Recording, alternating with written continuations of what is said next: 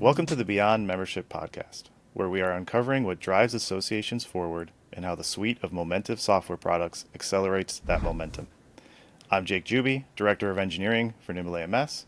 And I'm Rob Miller. I am Senior Vice President of Association Strategy at Momentive. We've got an awesome topic as it's the end of the year. A big topic right now is fundraising, in particular that end of year giving time period. We have a very knowledgeable individual with us today, and we're extremely excited to talk to him about the trends and themes in fundraising. So I'll turn it over to Steve Grinius to tell us a little bit about his background. Hey, Rob and Jake, thanks for having me. Excited to talk to everybody today. As Jake mentioned, I'm Steve. I'm the Senior Vice President of Customer Success at Momentive. That's a new title. Up until about a month ago, I was the General Manager of our fundraising product, GiveSmart.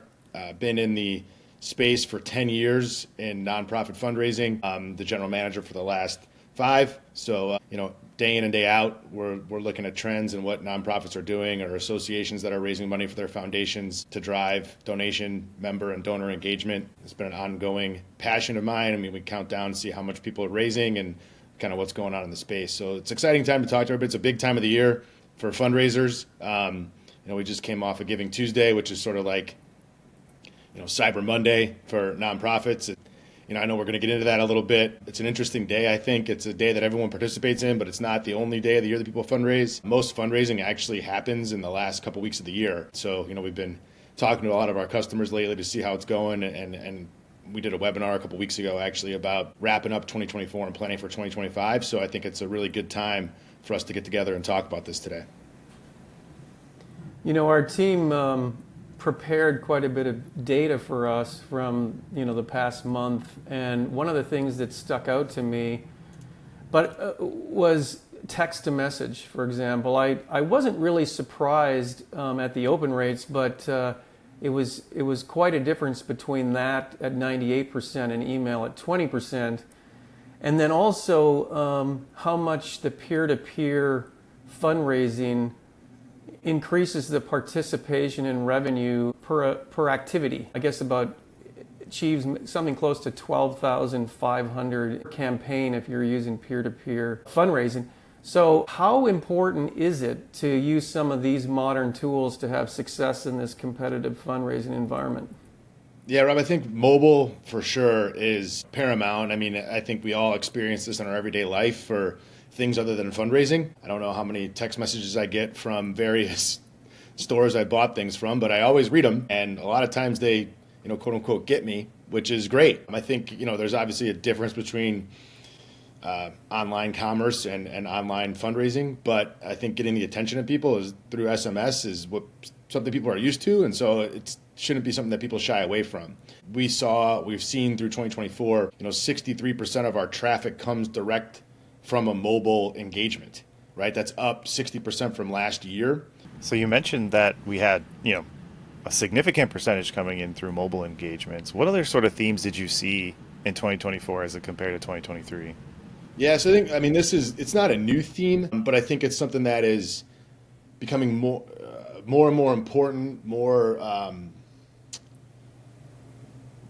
relevant for people. I think when you donate, whether it's to an association, foundation, kids' school, a local organization you support, a lot of times it was, hey, I'm at this event, or I saw something and I donated $50, $100, $500, whatever it is. But what people are really, nonprofits or people that are fundraising are really focused on is engagement, 1, but 2, providing information of the impact of the donation.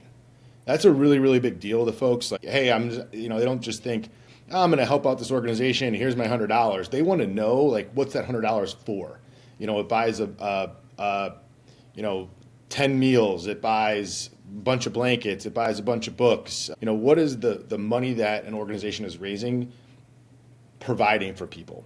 Because that helps make a personal connection for a donor, which, Rob, you mentioned the peer-to-peer. There's a lot of ways that people can give outside of just money. And so I think what fundraisers are trying to do and what donors are really looking for is ways to engage with an organization beyond just a solicitation every quarter, let's say, right? So I think if you can make a connection with someone where you're telling them what their money is impacting, but also give them opportunities to volunteer, participate in a walk, run, whatever those things are. So that creates a more personal connection with an organization. The other thing that we're seeing is fundraisers taking a more community-based approach. So, people probably hear this all the time, like you want to go after something with like a shotgun approach or spray and pray. You want to be a little bit more targeted. And I think people are leveraging their local communities much more than they have before. We talked about this on a webinar a couple weeks ago.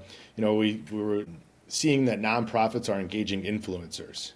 And I kind of like laughed, and I wanted to make sure that I made it clear to the audience that like when we say influencer, it doesn't mean like some like movie star or superstar athlete, right? Anyone can be an influencer. I mean, Rob, you're an influencer in the association space, right? So, I think that's something that you have to think about, who's your organization impacting? Where are you located? Where are your, donors or members? Where are they most interested in? And then find people in that can influence in that space, right? Right. I used the example like, and I always like reference my little town I live in outside of Chicago, but it's like, the principal of an elementary school is an influencer, right? Like that person's not an influencer on TikTok with 8 billion views, but in the area that people care about, They that have an person's influence. But there's a lot of opportunity for that. We're seeing a lot of that more and more in the space. Yeah, that's really interesting, and I just wanted to kind of comment on some of that because I also see a very interesting parallel between influencers and actually membership-based organizations. If you follow kind of medium-sized influencers, they have what's known as a Patreon, right? And that's essentially them collecting membership dues and providing value to those members. And some of these are extremely powerful centers for raising money. I followed a particular influencer related to a hobby of mine, and they raised, in the month of December a few years ago, they raised $10 million for a children's charity. Yeah.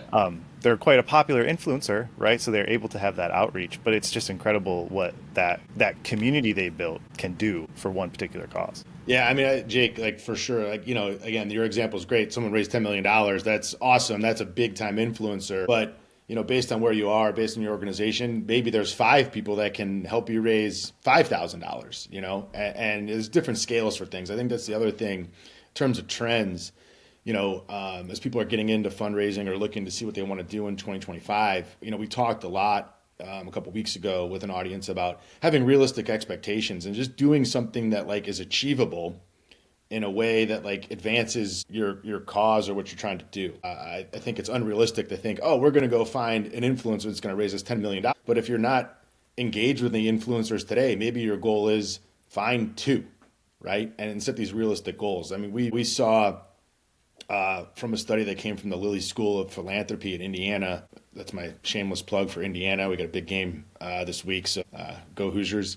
But they were talking about how giving in general is up like 3.6% or something, right? And I think that's not, that's probably something we'll continue to see. I don't think that's ever going to go from 3.6% to say 15% in 1 year.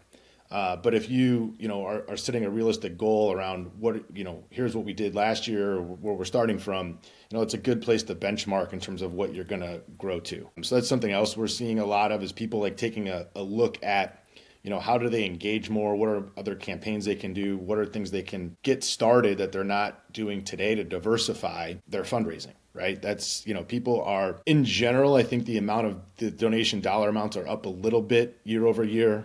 In terms of the average gifts, donors are relatively flat, up a little bit in terms of people that are engaging. But I think what you will see is maybe a little bit more frequency because of the engagement that's going on. So I think that's definitely something that people need to consider. Recurring gifts, for example, just like in associations, you have membership dues that might be recurring. You can have donations that are recurring. And we've seen a huge increase in that sort of motion of fundraising, where that's up about 64, or if you have online giving, you can increase your fundraising sort of base upwards of 50%, right? Because you're giving people that option. So I think that's the other thing that's a big trend is flexibility. I was at an event recently and an organization actually encouraged folks to set up a recurring gift. And I think it's so that you don't forget about them. Right. And it makes it easier to spread out the payments, obviously, but really they would help the organization from a cash flow standpoint, but also I think was set up and purposely to maintain that engagement month over month. So Steve, I'm kind of a data guy, and going back to the metrics, one of the things that jumped out at me was that participants who spoke out about a cause went up 17%, and perhaps that could be as a result of an election year we just went through. I'm kind of curious if you think that is what drove that, or if that's a trend that you see continuing. Yeah, I mean, I think maybe there's some impact, like, things get in the news and people get passionate about things in that time. But I also think, Rob, the social, everyone's social media is a big deal, right? And I think certain generations, millennials, Gen Z folks, like they like to, I'll say brag, but they like to show off what they're doing, right? So I think that is something that is a trend that will continue is people are proud of the organizations they support. They're proud of the volunteering they're doing. I'm going to assume most people are good spirited with that, or not just doing it for clicks or whatever. But I think that's something that is a trend that will continue. Will be, hey, I spent some time supporting this organization, or I just donated to XYZ organization and I made this impact. I see it on my Instagram feed. Like people will, support a cause. They'll put that link in their social media for their own sort of promotion of it. And so I think that's what we're seeing a little bit more of that, Rob, is people promoting it a lot more in terms of their giving or involvement with certain organizations on their social media. Which probably drives in a lot of other people to follow suit with them, which would help drive that number up. For sure. I mean, it's kind of crowd. I wouldn't call that necessarily crowd funding per se, but it's, a little herd mentality where it's like, oh, Correct. My friend Steve just donated to this.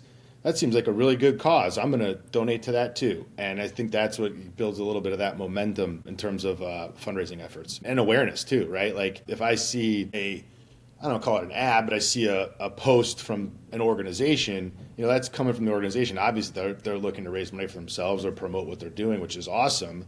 But I think having that personal connection with someone promoting that organization has much more of an impact. And so I to your question, Rob, like that is something that will definitely continue. And I think it's something that organizations, whether it's an association or a nonprofit, will continue to sort of like encourage people to repost or share what you did, right? Like I made a donation. Do you want to share this with your followers? Make that easy from within a platform. So we've talked about a few statistics. I mean, we saw 119% increase over last year's numbers. 14% increase in average gift size. We talked about the 63% of traffic coming through mobile, which is up from the 60% last year, not too much up, but we saw 79% of traffic coming from direct outreach, as you mentioned as well. Is there anything in particular that sticks out to you from 2024? Did you find that the fundraising growth for these organizations translated to GiveSmart as well? Yeah, I mean, I think we've seen, increases in sort of participation. I think the thing that we're seeing a lot more is more consistency. And that is something that I would definitely say is a trend that's going to continue on, is like consistent engagement to drive more participation. I think the days of we have one big gala event in the spring and we'll talk to you next year are gone. People want to be more connected. I think that's what's driving a lot of it more than anything, Jake, is organizations, foundations taking a longer look at what they're doing for donor engagement or member engagement to be, more than just a one-time annual type feeling, because that puts a lot of things at risk. Like it's hard to say that like a donor gets value from an organization, but if they don't see that the money that they're contributing is creating good, and feeling that more regularly, they're likely to move on to another organization that catches their attention that day. So I think that's what's driving it more than anything, Jake, is organizations diversifying, for lack of a better term, their revenue stream in terms of the ways that they can raise money or engage their donors or members. So I'd like to take this discussion just a little bit different direction. As you guys know, and probably most of our listeners know, is that we sell 4 AMS systems. We sell Nimble, Netform, Aptify, and your membership. And they all have a fundraising application as a module in that system. And I was looking at the data there, and those systems are, at least the customers who are running our cloud versions of that, raised around $780,000 this year compared to $25 million by GiveSmart, which is, of course, our purpose-built, what I'll call a purpose-built fundraising solution. And I'm kind of interested, and I think our clients would be really interested to know when it makes sense for them to think it's okay just to have a module for fundraising, or if they need to go to the next level and have something like GiftSmart. And I can think of some peer-to-peer capabilities, the text to give capabilities, auctions, selling tables and golf events. I mean, are these the things that are the clear differentiators, and what other things should they be thinking about, Steve? Yeah, I think it's a good question, Rob. I think I think as an association, it's how much, how serious, how engaged am I going to be with my members beyond just collecting membership dues, and am I providing things that are not necessarily, maybe it's not an educational workshop or things that associations do, but it's more of a social engagement type fundraising effort. Obviously, I'm totally biased, but like GiveSmart is built for fundraising, regardless of what kind of nonprofit organization you are. I know our AMS systems have some capability, but they're not built for it. Just like GiveSmart isn't built to collect membership dues necessarily, right? It's built for the fundraising or nonprofit side of things. And I think if seen associations that'll have they sponsor a run walk, or they'll invite their members to create a team in a run walk, right? That's a really big thing. Like, hey, our association is going to participate in this 5K next week, and how many people can help raise money for whatever cause they're supporting. I know that there's a ton. I mean, you guys probably know this, and again, I'd like to, if there's any out there they want to invite me, I'm sure Rob will come with me. I'm sure there's a ton of golf outings that associations have, right? So our software allows people to sell tickets or sponsorships to a golf outing, arrange tee times or arrange the tee groups, build all of this capability around the fundraising right into one platform.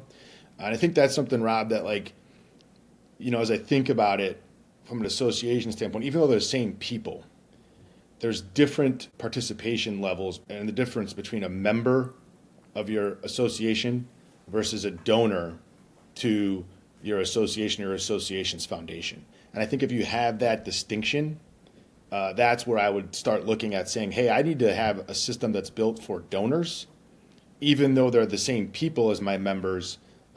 There's a whole different engagement set that goes on with that. And I think if you're taking a look and saying, hey, what can we do to improve, our engagement with our members, or improve the work that our foundation might do, or charities that we want to support. I think that's where that distinction comes in, is like, how much of this am I doing, and do I need to create a different experience for that person, right? You're sending a whole different set of tax receipts. People have a different expectation in terms of what they're going to get from the nonprofit they're supporting versus the association that they're a member of. And I think that's a big distinction. Again, if you're doing anything where you're participating in local events as an association, if you have a lot of times associations will have a gala or some kind of fundraising element as part of their national meeting. Anything that you're doing that's specifically around raising money for a cause that you're connected with, or a foundation arm of an association, I think that's where I would look at diversifying what you're using from a tool set there. Because again, certain tools are designed to manage associations, and others are designed to engage with donors and fundraising.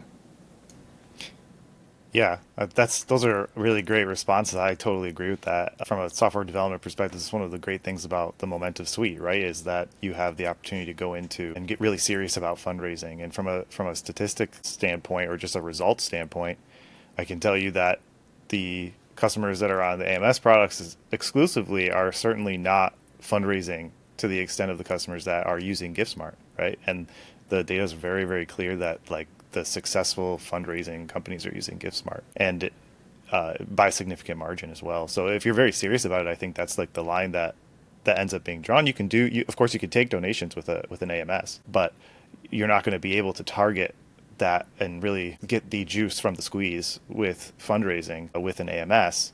And just like anything, right? Great results take time. Anything good doesn't come easy, and that's why GiftSmart exists, right? Because it really helps with that. It really helps you get to the good stuff with fundraising. So. Yeah, Jake, I think if you're going to say, hey, we're going to evaluate our fundraising strategy in 25 or in the future, and really segment that from the member experience to the donor experience, that's the time to sort of say, hey, do we have the right tool for that? To your point, I know that some of our AMS solutions will allow you to have a donate button on your website, right? But it's no different than the button they're clicking or paying through to go pay their member dues. And so, how can you segment people out, and again, same person, but there's a different expectation, different experience that you want to create between a member and a donor. And I think that's where you segment it out and get a little bit more functionality from a form that's actually designed to engage people, give that option of a monthly or quarterly payment, make a donation that contributes directly to, a certain aspect of what an association foundation might be raising money for. You have these different things that you can customize with the donation form versus just the button that goes to the same tool that we collect our membership dues from. When I think about the two solutions, the AMS and a purpose-built fundraising solution like GiftSmart, is that, where the AMS is really strong is doing something such as engagement scoring, which will actually help you determine who are maybe the greatest candidates to do the donating, right? And then having a tool like GiftSmart allows you to do the types of things to kind of execute that strategy and get them to donate. Always my favorite is the peer-to-peer. Like when the things where I oftentimes give most often is when somebody's running a little campaign for something, they're going to go run or they're going to go walk or do something, and they have their own little homepage they've built, and they send that solicitation to me and my bunch of my friends, and you see them give and you feel like you need to do it. And that's where perhaps you can create that initial list with the AMS, then drive it to execution with GiftSmart, and then, really, as Jake said, really squeeze as much out of that as you can. So just stepping back a little bit then from the technology, Steve, what would you say associations should be doing to kind of shift their strategies in 2025 to maximize their efforts? Are there things that have changed that you would have said differently from a prior few years? Yeah, I think kind of goes back to some of the things we were talking about at the beginning, which is creating a different experience for a member versus a donor, but also being able to segment your donors based on unique campaigns that are of interest to them. That is like the biggest thing that I think is, creating this more personalized approach to your member/donor base, right? Is not everyone's going to be interested in everything. So how can you segment people out based on amount they give, things they've participated in, involvement level, location? You want to take a look and create different donor experiences for different segments of your donor base. I think that's something that, again, like just in general, it's happening everywhere. It's not just unique to associations or nonprofits, but going back to social media, right? Like we all get different things in our feed based on what we're interested in. And those companies are really, really smart in how they target people. And not that everyone that's listening to this is going to be able to get to that level right away, but there's aspects of that I think that apply, which is, again, creating that personal connection and personal feel that you're targeting people with what they're interested in, right? So basically profiling the base of donors and trying to segment them into different groupings that you can target more specifically, which is something that Donor CRM is going to help you with, right? Yeah, I mean, or whether you're using a CRM, AMS, whatever it is, you could do it in a spreadsheet, right, if you have the data. I think that's the thing is, if you're saying where do you start, or, what ways to think about is like, just take a look at the data and how do you segment it, right? It's, what are the different bands you have? Who knows? Age, like I said, location. There's a lot of different ways you can do it. And I think that the important thing there is like, don't overdo it, right? There's a billion ways that you can slice and dice anything, but what's the most reasonable and achievable sort of outcome you can get fast just to get started, right? That's the biggest thing is taking a look at what are we doing today and where do we want to get to, but then what data we have available to sort of like segment things on. So Steve, one of my favorite topics revolves around creating frictionless interactions with your members and your donors. How important is it from a perspective of having a successful fundraising campaign, just making it really easy for a donor to do business with an organization? Yeah, I think obviously payments is a big thing.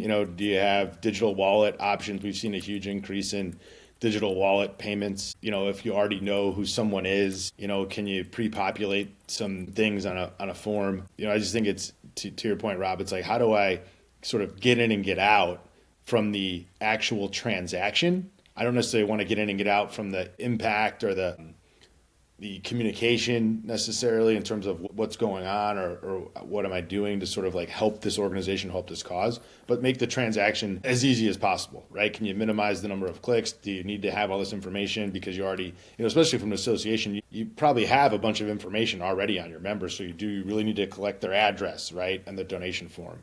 Can you have options around payment methods or periods, right? Frequency, right? Can you have those diversified sort of options for folks is important. So I think that's one of the biggest things from a frictionless standpoint is like make it easy. Again, like going back to the SMS example, like there is a way that you can send a text message with a link right to a form and probably make a donation in less than 10 seconds because you already have all your information saved on your phone, your Apple Wallet's already on your phone, and you can get in and get out. And then more important, but then I think it's you still want to hear what did that impact? How did that go? What's next for this organization? What are we trying to raise money for? What are we trying to support? Those are the things like you want to take some time to digest, but actually making the transaction, nothing makes me happier than when I'm buying something online. You think about when you go to Amazon and you hit that buy now button, you're in and out of there in less than 10 seconds. So many organizations seem so worried about collecting all that info that you were discussing, when in fact, if they just took the name and the money, there's so many sources out there where you can find the information about this person separately and enrich your data later, but make the transaction as absolutely as easy as you can. As you said, send the text message, click to donate, and be done. I just have got to believe that would have a massive impact for organizations if they could just make it easier and not be quite so worried about finding out, what somebody's spouse's name is and things like that just really don't matter when you're trying to collect money. You can always build a record over time, too. Right? That's right. Maybe today I got these certain pieces of information, but the next time I engage with you, I'm going to try to grab something else, right? I think that's something that people need to be conscious of being available is like, you don't just have one shot to engage with someone, right? You can collect and build a record over time. Obviously, a combination between various systems will allow you to do that. But to your point, Rob, like what's the minimum amount of information I need to sort of get this processed is important. Even if you got to go to the darn dark web, somebody's got that information on us, right? Heck. Yeah. I don't know if I'd do that, Rob, but I think if you have a bunch of member information in your AMS and I go to make a donation, you already know who I am. I think that's actually an advantage that associations have is they already have a lot of information on people. So you're not really looking for, I know associations are always looking for new members, but from a donor standpoint, that's something that nonprofits need to think about is like, how do I attract new donors? I think from an association standpoint, you have your sort of base, if you will, of your members as your base. So you don't need to go figure out who am I going to target, right? You already have the list. So you already have a lot of this information. You're just trying to basically evolve your members into donors versus attracting new people. Yeah, it's a very interesting subject that we just sort of touched on in terms of data and like what is actually valuable when it comes to data. Because oftentimes, like, yes, the record is valuable, certainly in an industry like ours where very much the person matters as at the end of the day. But the value of data is actually in the experience that person is having. Kind of back to Steve's point about the recommendation engines that are out there in the social media world and how they're so good at targeting us. They actually are really good at that, not because they know who we are, but what we do. Yeah. So what we're doing is we're potentially looking at a particular thing for a certain amount of time, or we are clicking on something, and it's that experience that matters. They don't even know what our name is, right? We're just a hash in a database, but it's those experiences that let them model the overall general human being that they're trying to target and get us kind of do that predicting stuff that kind of creeps us all out a little bit. Yeah, I think some of that too, Jake, is like aspirational. But it's like, what can you do? Again, we spent a lot of time talking about this with our nonprofit customers a couple weeks ago. Is like, what is one or two things that you want to do to evolve your strategy in 2025? Not just say, oh, we have to figure out how to target people on Instagram, right? Like, If you're not even an Instagram account yet, that's not going to help you. But if you need to take a step back and say, hey, let's take a look at our data and let's see what we could do, I think picking like one or two things is really important. Again, just to bring it back to reality of where can you go in 25 and what tools do you have and what information do you have just to make those decisions. So, Steve, we talked about a lot of things that are working. Are there things that aren't working that people should either stop doing or change? Any of those things come to mind?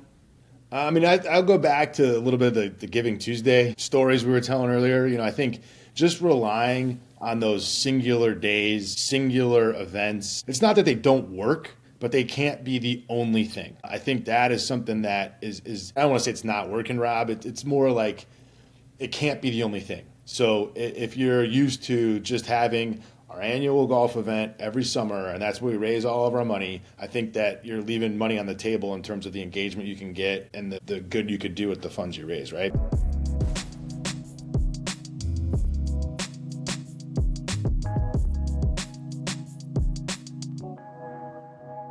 Okay, so moving on to our segments. We have 2 customers to spotlight for you today. So to start, we have the Association of Fundraising Professionals, which is a Nimble AMS customer. And they're a fantastic resource for fundraising education. They do lots of webinars and events, and you can see all of those at afpglobal.org.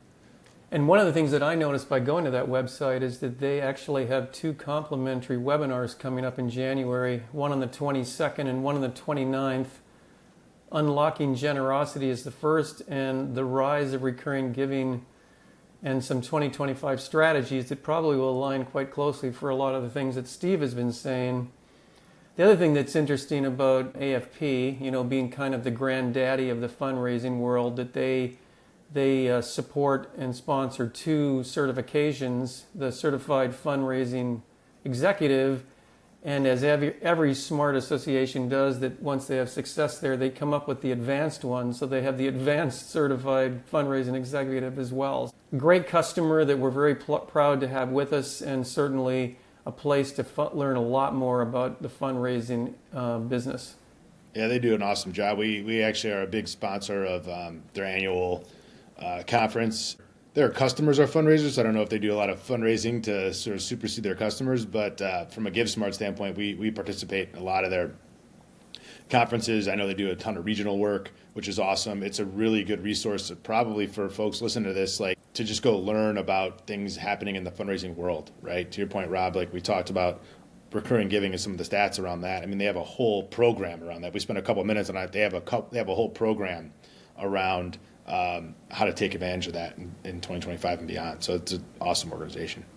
And then I was going to spotlight, I know, again, being on the association podcast here, from a GiveSmart standpoint, we actually have a national customer of ours is the Coastal Conservation Association. They use our GiveSmart platform. 15 chapters are actively raising money. They average over $100,000 per chapter. One of the chapters, Louisiana, raises over $1 million a year. So it's pretty cool way. They do a really good job focusing on fundraising as an aspect of being a member of their association. A bunch of their campaigns are things like fishing derbies, sporting clay shootings.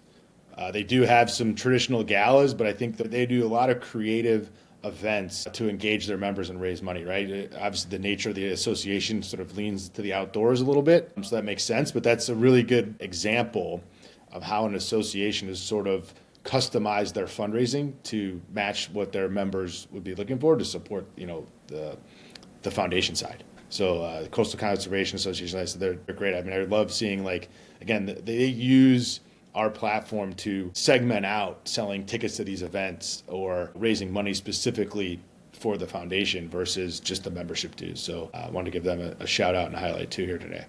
Well, Steve, we need to try and get some invites to some of those events because they sound amazing. Yep. Absolutely. Well, thanks so much, Steve, for coming on the podcast and sharing all of the 2024 results for fundraising and all of the different strategies and insights that you have. They are very, very amazing, and I think our listeners will appreciate them very much, especially as they try to increase their fundraising capabilities. This has been the Beyond Membership Podcast. Thank you.